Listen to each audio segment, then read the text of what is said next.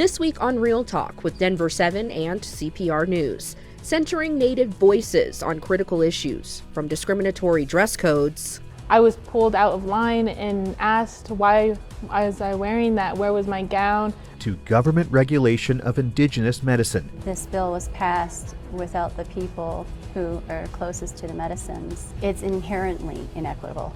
This Native American Heritage Month, we revisit powerful Real Talk moments and hear what else needs to be done. Welcome to Real Talk with Denver7 and CPR News. I'm Micah Smith. And I'm Colorado Public Radio's Nathan Fernando Frescas. Each week in a partnership between Denver7 and CPR, we have a real talk about issues impacting underrepresented people across Colorado and amplifying voices you may not always hear. This week, in honor of Native American Heritage Month, we're looking back at issues we've covered this year that directly impact Native and Indigenous communities. We'll also explore why November is such an important month for Native history. In a few moments, hear community leaders talk about a centuries-old Indigenous medicine that now faces legalization and government regulation in Colorado. The conversation was tense at times, but very real as we explored how the state can regulate psilocybin ethically. First, let's start with a young woman who shared her story on Real Talk about her fight for equity and inclusion at her high school graduation ceremony.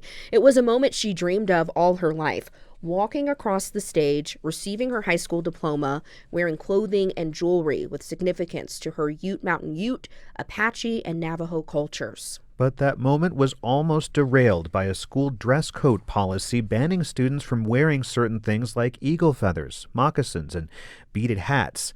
Leah Duran graduated from Adams 12 High School. Her advocacy, alongside many others, led to a law allowing Native American students to wear traditional regalia during graduation. Tell us about some of the work you did at your school to raise awareness of Indigenous cultures. So when I first started middle school, I was always not seeing myself presented in the books, in the history. So when I moved up to my high school level, I started making many posters talking about Indigenous issues going on, talking about braided hair for men and boys that went to school, because I know that even my cousins, they get afraid and ashamed and bullied for having their hair. So I wanted to include my family and bring that into many of my things that I fight for. And so I also created a high school leadership group called Natani, which translates to leaderships, that really does a lot of those activism in schools, but also teaching inaccurate history and bringing up Indigenous voices. Wow. That's such important work, Leah. And you even helped craft the school district's land acknowledgement, too. How did the school respond to all your efforts? At first, I had many help from the equity and engagement team, but we were always getting pushback because it's so new and so different. They don't want to recognize that the land we are on today is the land that many had been stolen from. So I had a lot of pushback for that, but we just kept pushing, told as many students as we could and as many teachers who were behind us that we want to do this. It's important to teach about this. And so it finally got passed, and it's used at graduations, at different school board meetings. Sure. So yes. That's huge. Yeah. And I want to talk about your graduation. First, tell us about what you picked out to wear, what it looked like, and the significance of those pieces you wore that day. So when talking about it, my mother wanted me to wear traditional outfits, so I wore a traditional Ute shell dress. And it's made of these shells. They were purple shells, and I had my mother and me attach them to my black wool dress with much ribbon work and as beadwork. Yeah. So yes. And there were some photos that you can see as well. We'll have those on as well at cpr.org for the radio listeners to see them. So what happened at graduation? When did things start to feel a little bit off? So when I arrived, I of course got many compliments. Many people were so happy to see that I wore this. But 5 minutes before I was going to walk down with the class of 2023, I was pulled out of line and asked why was I wearing that, where was my gown, why was my cap beaded. It violated so many dress codes. And so I was interrogated, and finally I showed them the bill on my phone because they had no idea what it was. And one of the admins actually took my phone and went to call somebody and to confirm that it was even real. And so I was waiting there, and I was so nervous because I didn't know what to do. It was moments before I was walking down, going to be the first to talk, to present the land acknowledgement. So when he finally came back with my phone, they just approved it and said, okay, well, you can go walk. Because they were just saying that we only knew about the eagle feather, and we didn't know you were going to do all this other stuff. Like, it was such a big thing. Well, before that happened, and even after, how did you feel wearing these symbols of your culture, and how did you feel doing that in front of your friends, your family, your fellow students? I was so happy. I was so excited because they didn't know what this was. Many students didn't know what I was wearing, but when I told them the history behind it, why I wore it, what each thing that I wore symbolized, they understood that it's very important for not just me, but for my family, because I wore stuff that my mother crafted for me, that I beaded, that I was able to have, that's been passed down for generations. I was just really proud that I got to show my ancestral things, my creativity, and so it was just really happy. Yeah, and being pulled out like that, and being kind of, it was a tough thing to experience. Were there other Indigenous students who maybe were there that day being like, I just didn't even want to wear my traditional regalia because of that possibility? Did that happen? There, as far as I know, there's no other Indigenous student who has worn any traditional regalia just out to there. They always have to hide it underneath the gown because our schools weren't allowed to do that. They wanted us to all look the same under the history of the cap and gown. But we all accomplish different things. As me, as an Indigenous woman, our graduation rates are so low. So I want to present that because it's such a huge accomplishment to myself, to my family. Leah, what's next for you? What's next is I'm still working with the high school group, still trying to push to have more Indigenous history being taught, more Indigenous cultures. I'm working with the parent groups to helping our students get more graduates, helping them have a good future, and also keeping on with my traditions, going to ceremonies, practicing my language. That's what I'm really trying to pursue. Yeah. What would you say to other Indigenous students that come up against these obstacles and people just not understanding the culture and significance? Read about it, realize what it means, what it symbolizes. As today I wear my traditional stuff, and I know each thing that it symbolizes for myself, for my family. So I encourage other Indigenous students to wear theirs. Not just Indigenous students, but any type of students who have any traditional regalia. And to those who don't really understand it, just ask a student what it means to them. Don't pressure them into not wearing this because it means a lot to us. It's incredible to see her strength at such a young age, even watching that back after a little bit of time. Yeah. But I can also see how proud she is that she truly made a difference. Exactly. All right. Well, coming up, Several members of Indigenous communities expressed their frustration with the recent regulation of psychedelic mushrooms. This is Real Talk with Denver7 and CPR News.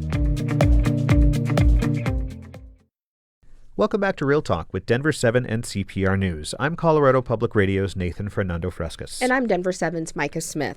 This week, in honor of Native American Heritage Month, we're revisiting some important conversations we've had that center Native voices on critical issues. During one very memorable episode, we talked to a Native coalition about the decriminalization and regulation of psilocybin, or psychedelic mushrooms. The conversation had some tense moments, but resulted in some true insight into how Native communities can be unfairly painted as a monolith and how recent regulation has had some harmful impacts. Here's part of that conversation. So joining us now is Angela Beers and KB from the Native Coalition, along with many other members. I want to thank all of you so much for being with us here today. So what are your thoughts on who can currently access this medicine? It's always been accessible, and I'm not sure which medicine you're speaking of, but the one in particular that I'm speaking of, it's always been accessible. And what medicine is that? That would be peyote. We briefly talked at the top of the show, but how was psilocybin traditionally used by Indigenous people? That would be a question for the Mazatecans and Central American Indigenous people. We've reached out and we don't have any representative, and I am not privy to speak for that. Yeah. Can you talk about current uses? And I want to be clear, I don't want to paint different communities with a blanket brush, and I understand that that's something that happens often, and I recognize that. But if you could speak from your own experience and from your own background about how it's used in your experience, I think that would be really helpful for our viewers and listeners. It's not my medicine, so I can't speak for it, unfortunately. I think, kind of what KB is saying here is that this whole process has been rushed and moved so fast that there's a lot of people that have been left out. And, we look at Indigenous people, the diversity of us, we're not all the same. We have different traditions that we try to maintain and different medicines. And we don't mix medicines, and some do. So there's a lot of, those things that are going on within our own communities. And with this sort of legislation pushing all that to the forefront, it's erasure at its finest. It's threats. To commodify something such as psilocybin, which the West thinks of it as a party drug, as something to get altered, to get high on, and more recently to heal from trauma. Those are aspects of it, and the way that traditional folks have maintained that to some degree, that I will speak to some amount on, is that it's been held in respect and high regard. There's a lot of things that go into that are sacred, that should not be shared on a TV show. It's people aren't going to understand that, and you understand the importance of that through the relationship with the plant medicine or the fungi, for example. And so psilocybin was the first sacrament put on the table. It was the first sacrifice. And that's something that people need to look at and consider when they're moving forward with a sense of entitlement and access. And I heard the word rushed. I heard the word, silencing and things like that. How do you lift those voices up now? How do you, because this has been something the voters are saying this is happening, right? How do we lift up those voices of people who are here saying, this has been here all along, and this seems like something that wasn't done in a way that pleases everyone? Can you talk a little bit about that? Because that seems like a huge concern. Well, first of all, we want to acknowledge that we're privileged to be in Denver. We're urban natives. And there are a lot of Native voices being left out. And so we're showing up for the different communities that we've built relations with. And this is a humble way, so I feel very uncomfortable being here. I want to express that. It's not about me. It's a way of life. And what the state did was they failed to enact the prior informed consent, which tribal nations are their own sovereign nations. There's federal law, ARFA, American Religious Freedom Act, that protects our medicines and our sacred items. So, those things were disregarded. This is commodification, this is about money, and there are some unjust things happening because, like she said, you stand to erase, you stand to completely annihilate ways of life. And so I want to say that with a humble regard, but all due respect, it's really upsetting. We actually extended this conversation to find out if the coalition thought there was an equitable way to regulate psilocybin. And you can watch the full episode right now on denver7.com/realtalk or listen to it at cpr.org/realtalk.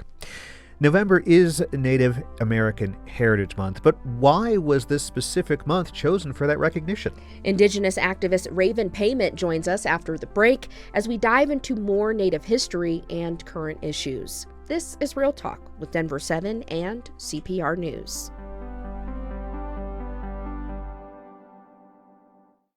Welcome back to Real Talk with Denver7 and CPR News. I'm Micah Smith. And I'm Nathan Fernando Frescas. November is Native American Heritage Month, and throughout this episode, we've been revisiting issues we've covered this year that directly impact Native and Indigenous communities. So here now is Raven Payment, a leader in expanding investigations into missing and murdered Indigenous relatives, and who advocated for the legislation allowing Native graduates to wear traditional regalia during graduation ceremonies. So Raven, thank you so much for being with us today. Thank you for having me. Absolutely. According to Baylor University, November was chosen for Native American Heritage Month because historically it's a time when tribes gather for cultural, spiritual, and social events.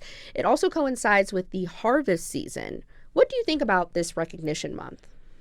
I think the Recognition Month is a good start. It allows to pay attention to Native people, talk about our history, because American history did not begin just in 1492. We have been here for thousands of years on this continent. But one of the criticisms that I've had is that it can often be performative. We have jokes that we have auto responses when people ask us to show up to an event to do a presentation for free, like the next day. And oftentimes, the answer is, hey, we're still here the other months of the year for you to pay attention to us, because we are just as much a part of the American community as anyone else. And over the past few years, I've heard the term land back repeatedly when covering Indigenous issues. What does the term mean, and how does it pertain to Colorado's history? Yeah, so land back is very land back, give it back.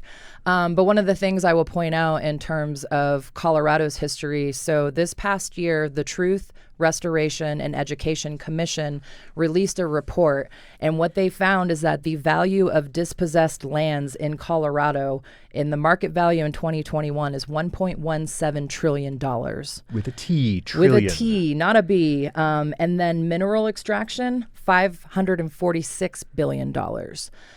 That's a lot of money. That's a lot of land. And when you calculate that in terms of how it has affected the lives of Native people, in which we've been forced into poverty, forced off our lands, that comes with a host of intersectional healthcare issues, that price tag is insurmountable. You can't value that.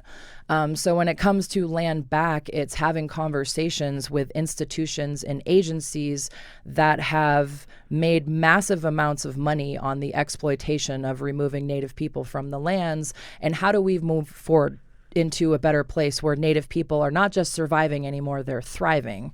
So it's very much like specifically land back, but also how are we allowing Native people to thrive? Wow. Very important conversations being had with these institutions.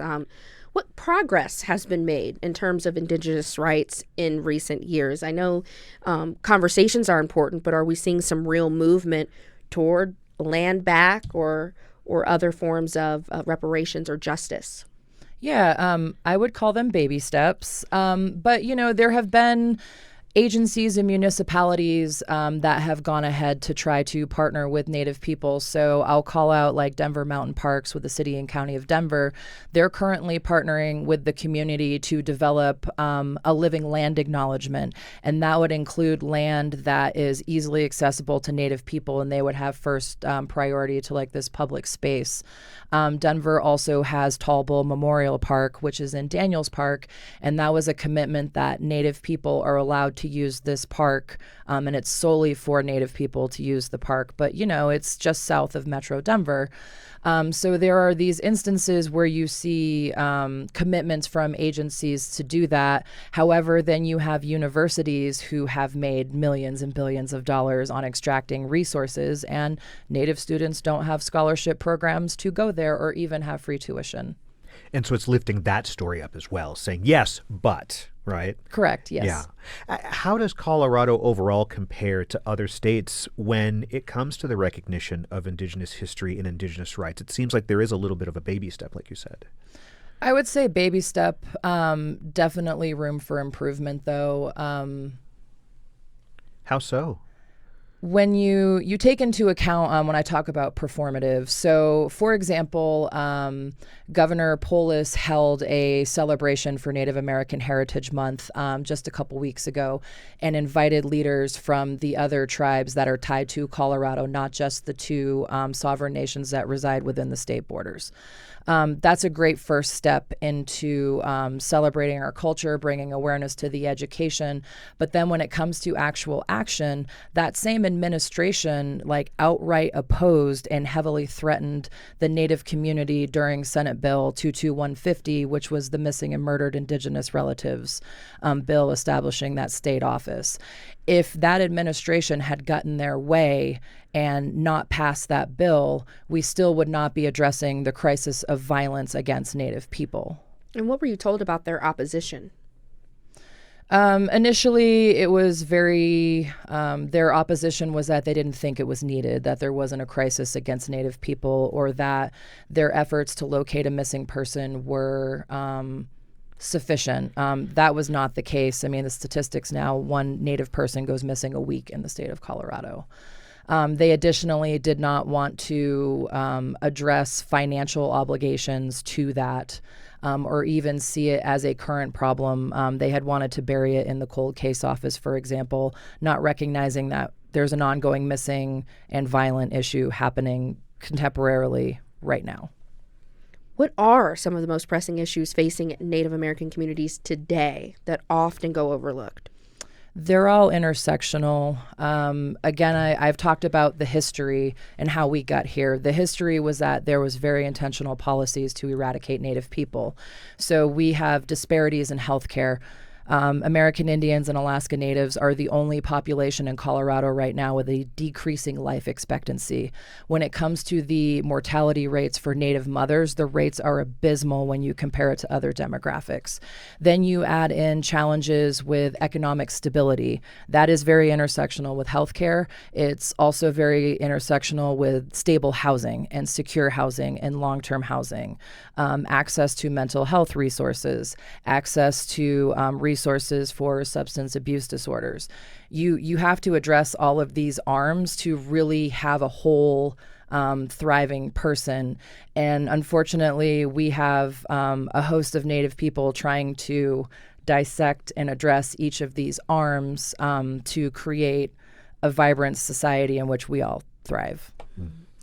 Raven Payment, thank you so much for joining us for this Real Talk, and thank you so much for your insight. I know we threw a lot of themes at you today, but you broke them down in a very impactful and digestible way. So thank you for that. Oh, thank you.